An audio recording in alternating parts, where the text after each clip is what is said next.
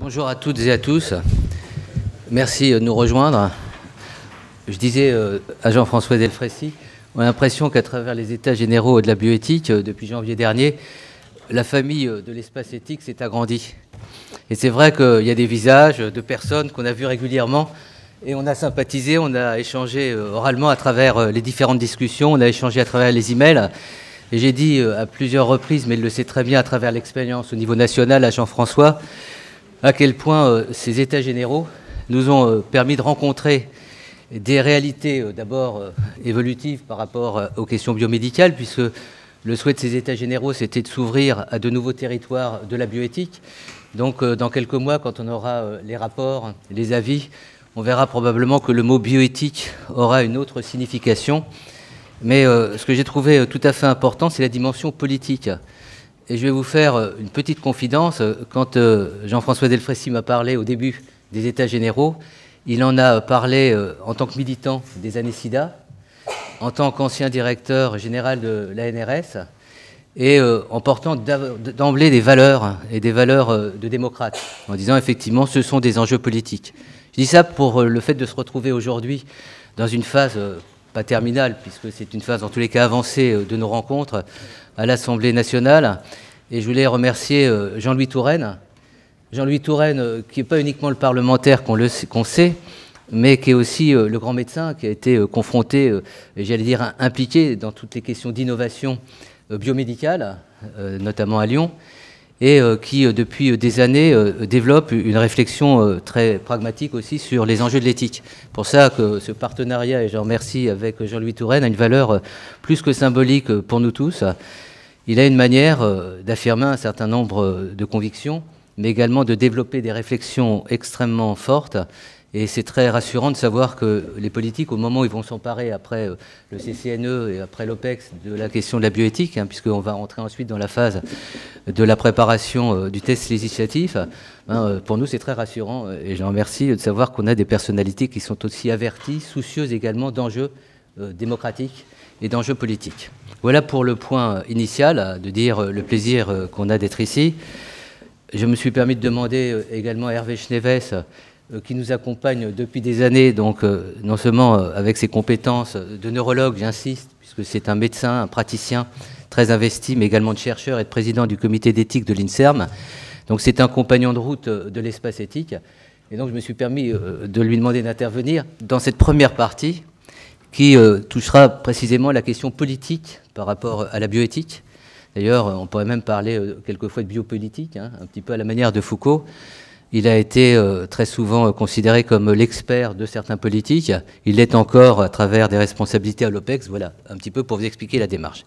Puis le deuxième point, à titre personnel, pourquoi je suis heureux que cette rencontre ait lieu aujourd'hui à l'Assemblée nationale, à un moment fort de la réflexion sur la bioéthique, parce que fin du mois d'avril, j'achèverai mes mandats, chacun a ses mandats, à l'espace éthique d'Île-de-France. J'avais commencé en 1995. Donc pour moi, c'est le dernier événement public en tant que directeur de l'espace éthique d'Île-de-France.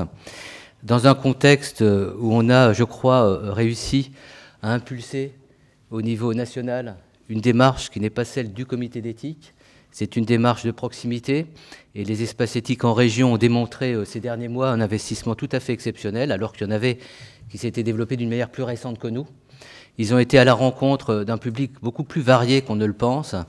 Et je pense qu'ils auront un rôle à assumer dans les années qui viennent, puisque une fois qu'il y aura la loi de la bioéthique, il faudra l'accompagner. Alors moi, je l'accompagnerai d'autre part. Je ne vais pas faire comme le président de la République, vous vous rappelez François Mitterrand, quand à un moment donné, il disait où il serait. Moi, c'est simple. Je vais prendre la présidence donc, du Conseil pour l'éthique de la recherche et l'intégrité scientifique de l'Université Paris-Saclay. Et je resterai présent comme conseiller d'espace éthique. Je me suis permis cette petite incursion personnelle parce que j'aime bien la transparence. Donc pour moi, c'est la fin de quelque chose, mais dans un contexte tout à fait heureux de voir à quel point la bioéthique est en rendez-vous de la société et de voir à quel point les professionnels aujourd'hui s'investissent, et on a des témoins dans la salle, pour s'approprier ces questions. Voilà pour la partie liminaire. Dernier point du dernier point, nous avons eu à cœur de formaliser toutes les propositions qui ont été mises à travers ces débats. Ils ont été nombreux. Et nous allons remettre donc au CCNE dans les jours qui viennent des synthèses, donc qui sont attendues. D'ailleurs, j'imagine difficilement comment le CCNE va pouvoir tenir compte de cette masse de documents qui sont tous avec tellement d'intelligence, de sensibilité. Donc il a, à mon avis, un travail d'arbitrage très délicat maintenant à mener. Mais comme nous l'avions dit à celles et ceux qui nous ont fait la confiance de nous adresser énormément de textes, nous allons ma successeur ou mon successeur, début du mois d'octobre, proposera un document très exhaustif, c'est-à-dire indépendamment du travail qu'on fait pour le CCNE, nous reprendrons, on a mis en place un comité éditorial, d'ailleurs si des personnes veulent encore se joindre à nous, nous avons une dizaine de personnes, donc on a rencontré au cours de ces mois qui participeront au comité éditorial, ça sera dans la grande transparence, et on a à cœur que tous les documents que les gens nous ont adressés fassent partie en quelque sorte de la mémoire de notre participation à ces États généraux. Donc il y aura un document édité qu'on transmettra à la fois au comité d'éthique, d'ici là il aura rendu son rapport, avis, mais qu'on enverra également aux parlementaires et qui sera représentatif de ce qui s'est dit, de ce qui s'est échangé, mais aussi de beaucoup de questionnements. Puis dernier point, Patrice Dubos, qui est ici présent, a filmé l'ensemble des débats et je vous invite pas pour la révision des cours, mais en famille, de regarder un certain nombre de vidéos et surtout de regarder la partie des questions dans les vidéos.